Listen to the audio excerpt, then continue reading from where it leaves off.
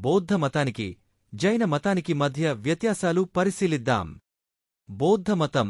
బౌద్ధమత స్థాపకుడు గౌతమ బుద్ధుడు. బుద్ధుడు క్రీస్తుపూర్వం 563లో జన్మించాడు. జన్మస్థలం లుంబిని వనం. తండ్రి శుద్ధోధనుడు, తల్లి మాయాదేవి, భార్య యశోధర, కుమారుడు రాహులుడు. మరణం క్రీస్తుపూర్వం 483. మరణస్థలము కుశీనగరం. జైనమత స్థాపకుడు వర్ధమాన మహావీరుడు. వర్ధమాన మహావీరుడు జననం క్రీస్తుపూర్వం 540. జన్మస్థలం కుంద గ్రామము. తండ్రి సిద్ధార్థుడు, తల్లి త్రిశల, భార్య యశోధర, కూతురు ప్రియదర్శిని. మరణం క్రీస్తుపూర్వం 468. మరణస్థలము పావాపురి.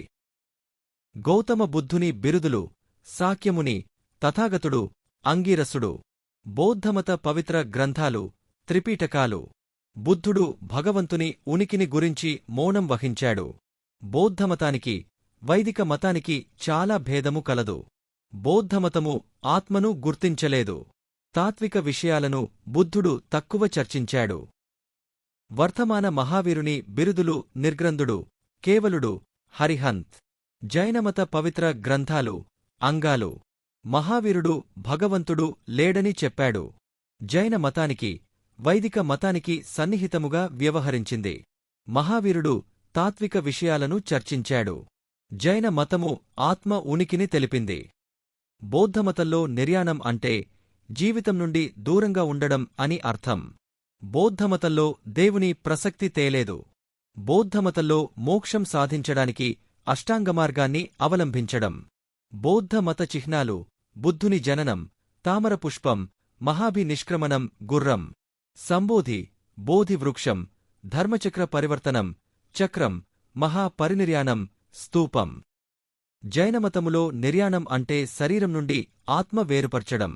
జైనమతంలో దేవునికి తీర్థంకరుని దిగువ స్థానం.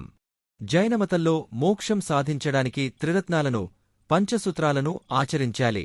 జైనమత సిద్ధాంతాలు: సత్యం, అహింస, అపరిగ్రహం, అస్తేయం, బ్రహ్మచర్యం. బౌద్ధమత సమావేశాలను పరిషత్తులు లేదా సంగీతి అని కూడా అంటారు. మొదటి సమావేశకాలం క్రీస్తుపూర్వం 483. సమావేశస్థలం రాజగృహ. అధ్యక్షుడు మహాకశ్యప, రాజు అజాతశత్రువు. రెండవ సమావేశకాలం క్రీస్తుపూర్వం 383. సమావేశస్థలం వైశాలి. అధ్యక్షుడు సబకామి, రాజు కాలాశోకుడు. మూడవ సమావేశకాలం క్రీస్తుపూర్వం 250. సమావేశస్థలం పాటలీపుత్ర.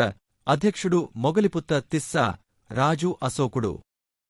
జైనమత సమావేశాలు: మొదటి సమావేశకాలం క్రీస్తుపూర్వం 3వ శతాబ్దం. సమావేశస్థలం పాటలీపుత్ర. అధ్యక్షుడు స్థూలభద్ర. రెండవ సమావేశకాలం క్రీస్తు శకం 5వ శతాబ్దం. సమావేశస్థలం వల్లభి. అధ్యక్షుడు దేవార్ధి క్షమాపణ. నాలుగవ సమావేశకాలం క్రీస్తుశకం 1వ శతాబ్దం. సమావేశస్థలం కాశ్మీర్లోని కుందలవనం. సమావేశ అధ్యక్షుడు వసుమిత్ర.